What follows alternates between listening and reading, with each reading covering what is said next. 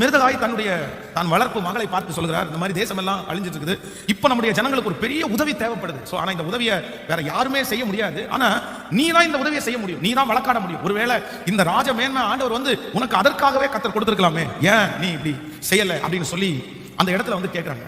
நீ தான் செய்யணும், நீ அமைதியா இருக்கிற, நீ மௌனமா இருக்கிற, நீ மௌனமா இருக்க கூடாது. அப்பதான் ஆண்டவர் அந்த மனுஷனுக்குள்ள ஒரு பெரிய எழுப்புதலை கொடுத்து அந்த இடத்துல தொடர்ந்து அற்புதத்தை நடக்கிறத நம்ம வேதத்துல வாசிக்கிறோம். அப்போ நான் இதுக்கு என்ன தலைப்பு கொடுத்தேன் அப்படின்னா, செய்ய வேண்டியவர்கள் மௌனமா இருந்தாலும் இந்த இடத்திலிருந்து கத்தர் உதவியை கத்தர் அனுப்புவார். ஆமென் சொல்லுங்கள்.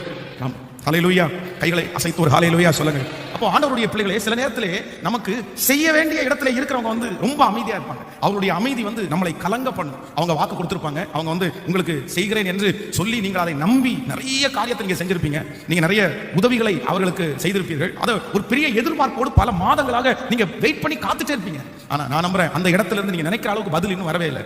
அது வெயிட் ஆயிட்டே இருக்கு, அது தாமதம் ஆயிட்டே இருக்குது. ஆனா கர்த்தர் சொல்றாரு, செய்ய வேண்டியவங்க கையை விரிச்சா கூட, செய்ய வேண்டியவங்க அமைதியா இருந்தா கூட, என் தேவனாகிய கர்த்தர் உங்களுக்கு ஒரு உதவியை வேறு ஒரு இடத்திலிருந்து, இந்த காலத்தில் நீ மௌனமா இருந்தால் யூதருக்கு சகாயமும் ரட்சிப்பும், சொல்லுங்க, வேறு ஒரு இடத்திலிருந்து. கைகளை எல்லாரும் உயர்த்தி சொல்லுவோம், எனக்கு உதவி வேறு ஒரு இடத்திலிருந்து. முழு பலத்தோடு சொல்லுங்க, எனக்கு உதவியை கர்த்தர் வேறொரு இடத்துல இருந்து, நான் நினைக்காத ஒரு இடத்துல இருந்து. ஹல்லேலூயா. நான் எதிர்பார்த்து கொண்டிருக்கிற வாசல்கள் அடைக்கப்பட்டாலும் என் தேவனாகிய கர்த்தர் எனக்கு உதவியை வேறு ஒரு இடத்துல இருந்து, நான் எதிர்பார்த்த இடத்துல இருந்து வரல, அதனால இனி வரவே வராதுன்னு நான் நினைக்கவே முடியாது. என் தேவன் வேறு ஒரு இடத்துல இருந்து எனக்கு உதவியை கர்த்தர் அனுப்புவார். ஆமென் சொல்லுங்கள். நம்முடைய கண்கள், நம்முடைய சிந்தை இந்த பக்கமாகவே பார்த்துட்டு இருக்கோம். ஆனா நான் நம்புறேன், இந்த பக்கம் பார்க்க வேண்டாம். நீங்கள் எதை நோக்கி பாருங்க, ஆண்டவரை நோக்கி தான் பார்க்கணும். உங்களுக்கு என்று உதவி வருவதற்கு ஒரு பக்கத்தை நீங்க பார்க்கவே முடியாது. ஆனா சில நேரத்தில் ரொம்ப ஜாக்கிரதையா இருங்க. நீங்க எந்த பக்கத்தை நம்புறீங்களோ அந்த பக்கம் தான் உங்களை கைவிடுவாங்க. ஆமென். எந்த பக்கத்தை ரொம்ப நம்புறீங்களோ அந்த அந்த அந்த சைடுல இருக்கிறவங்க தான் உங்களுக்கு ஃபர்ஸ்ட் வேணானே சொல்லுவாங்க. அதனால தேவனுடைய பிள்ளையை பொறுத்த அளவில் உங்களுக்கு இந்த பக்கம் இல்லை, அந்த பக்கம் இல்லை, உங்களுக்கு எந்த பக்கம்னா வானத்தையும் பூமியை உண்டாக்கின கர்த்தரிடத்திலிருந்து. ஆமென் சொல்லுவோம்.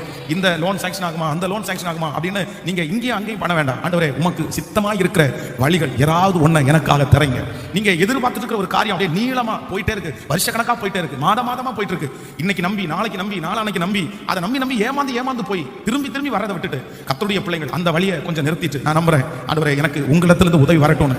நீங்க எவ்வளவு தூரம் போனீங்களோ அந்த இடத்துல ஸ்டாப் பண்ணி, பாஸ்டர் எட்ஜ் வரைக்கும் வந்துட்டேன், பக்கம் வரைக்கும் வந்துட்டேன், இனி அவ்வளவுதான் கிடைக்கும் அப்படின்னு சொல்லிட்டாங்க, கிடைச்சும் போல தெரியுது அப்படின்னு யாராவது ஒருத்தர் சொல்லலாம். ஆனா என்னை பொறுத்த வரைக்கும் இல்ல, தயவு செய்து அப்படி நீங்க மனுஷனை ஃபாலோ பண்ணாதீங்க, நம்பிக்கைக்குரிய வார்த்தைகளை ஃபாலோ பண்ணாதீங்க. அதற்கு மாறாக கர்த்தரிடத்தில் சொல்லுங்க, ஆண்டவரே நான் எதிர்பார்க்கிற எனக்கு வேண்டிய, எனக்கு வர வேண்டிய, நான் வரணும்னு நினைச்ச இடத்துல நான் வரல, ஆனா இன்றைக்கு இந்த ஜெபத்துல உங்க சமூகத்தை நோக்கி பார்க்கிறேன், கண்டிப்பாக உம்மிடத்திலிருந்து ஒத்தாசை வரும் என்று நான் நம்புகிறேன். ஹல்லேலூயா.